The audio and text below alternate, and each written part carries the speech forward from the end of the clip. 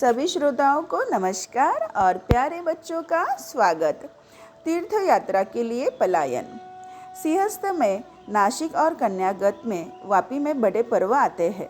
उस समय उत्तर की गंगा, दक्षिण की गोदावरी और कृष्णा से मिलने आती है। दूर दूर की नदियाँ भी अपनी एकता पहचान कर एक दूसरे से मिलने आती है। फिर इंसान भी आपसी भेद क्यों ना भूले।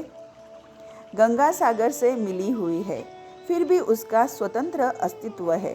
हमारे पूर्वजों के पास भेद में अभेद देखने की महान दृष्टि थी।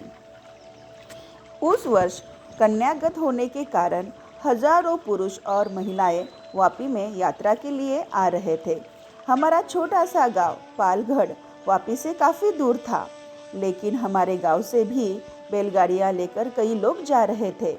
मेरे एक चचेरे नाना, मेरी माँ के चाचा, उनकी पत्नी और गांव के कई लोग यह कार्यक्रम बना रहे थे। 10-12 गाड़ियाँ एक साथ निकलने वाली थी। इस तरह की यात्रा में बड़ा आनंद आता है।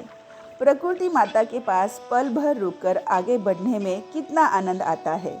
उसके पास बैठने खेलने में जो सुख है, उसका वर्णन करने के लिए शब्द कम पड़ेंगे। प्रकृति भी हमारी माता ही है। बैलगाड़ियों से यात्रा करने में बड़ा आनंद आता है। चारों ओर शांति छाई रहती है। बैलों के गले में पड़ी घंटियों की आवाज़ रात में कितनी मधुर लगती है। हल्ला मचाने से शेर का फिर जंगल में लौट जाना। जंगल की यात्रा में ये सारे अनुभव प्राप्त होते हैं। बचपन में मुझे बहुत भक्ति थी, इसीलिए मुझे लगा कि इन सभी के साथ मुझे भी वापस जाना चाहिए। मैंने माँ से कहा, माँ मुझे जाने दो ना, मैं रास्ते में कोई जिद नहीं करूँगा। तात्या यानी मेरे चचेरे नाना जैसे कहेंगे वैसा ही बर्ताव करूँगा। माँ ने कहा, शाम इस बार रहने दो, फिर जाना गंगा यशोदा से मिलने। शाम ने कहा, माँ मैं जाऊँ, तात्या से कहो ना कि वो मुझे भी ले जाएंगे, वे पैसे तो नहीं मांगेंगे ना माँ। माँ ने कहा, अरे वह पैसे नहीं लेंगे, यह उनका बड़प्पन होगा। दूसरों के भरोसे भगवान की पूजा नहीं की जा सकती।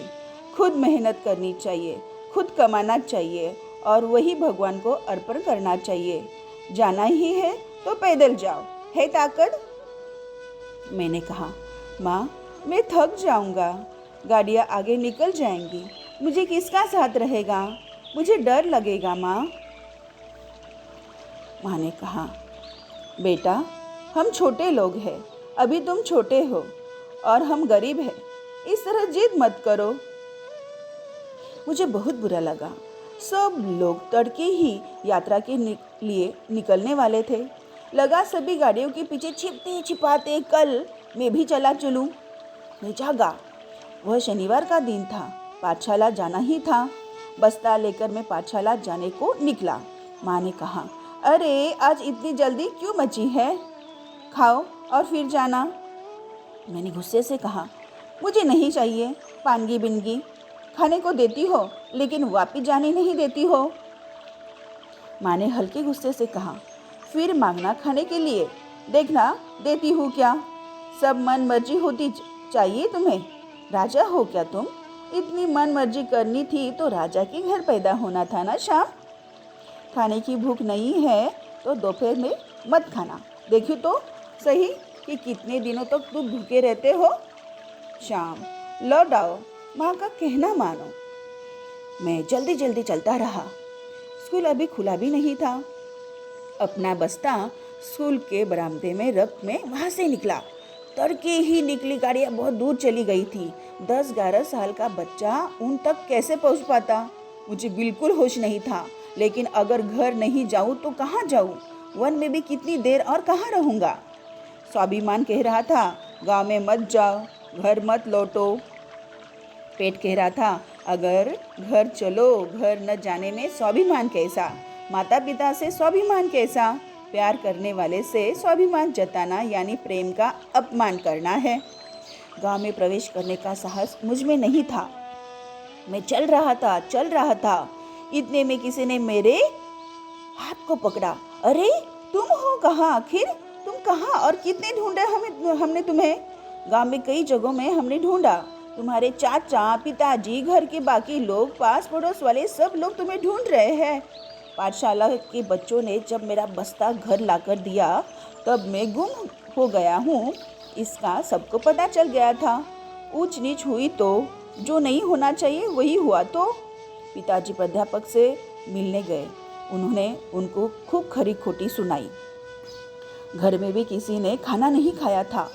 माँ को शक हो रहा था कि हो ना हो मैं वापस जाने के लिए ही भागा हूँ, लेकिन उसने किसी से कुछ भी नहीं कहा क्योंकि माँ को ऐसी कोई संभावना ही नज़र नहीं आ रही थी। चाचा मुझे गर्दन से पकड़कर ले आए। रास्ते में बच्चों को जमावड़ा। चोर को देखने के लिए जैसे सब इकट्ठा होते हैं, जुटते हैं, उसी तरह सब मुझे देखने के लिए बच्चे लोग जमा हो गए थे। रास्ते में पिताजी भी मिले। पिताजी ने गुस्से से बच्चों को कहा, चलो जाओ अपने घर, यहाँ कोई तमाशा चल रहा है क्या? बच्चे चले गए। थोड़ी देर बाद पिताजी आए। उन्होंने कहा, श्याम उठो बेटा, अब फिर कभी मास्टर जी तुम्हें मारेंगे नहीं। अरे मास्टर जी ने मारा तो क्या हुआ? ऐसे जाते हैं क्या भागकर? पीटने से डर कर कैसे चलेगा? मास्टर मारेंगे ही ना, तो वही तो है मास्टर, कैसे कहलाएंगे? उठो, हाथ मुंह धो लो, चेहरा देखो कोकम की तरह लाल महाल हुआ है। सुनती हो क्या? पहले इसको खाना परासो। पिताजी ने कहा। यह देखकर मन ही मन बहुत खुशी हुई। लगा अब वह पीटना कम कर देंगे। लगा मेरे कारण अब वह संभल कर पीटेंगे, और बच्चों को पीटेंगे तो भी हल्के ही पीटेंगे। मैं क्यों भागा था इसका केवल 3 लोगों को ही पता था, मुझे, माँ और भगवान को। शनिवार था, सो दोपहर में स्कूल नहीं था। खाना खाने के बाद में फिर से सो गया। बहुत थक गया था। धूप भी लगी थी। सांझ ढली, दीप जलाने का समय हुआ, तब भी मैं सोया ही हुआ था।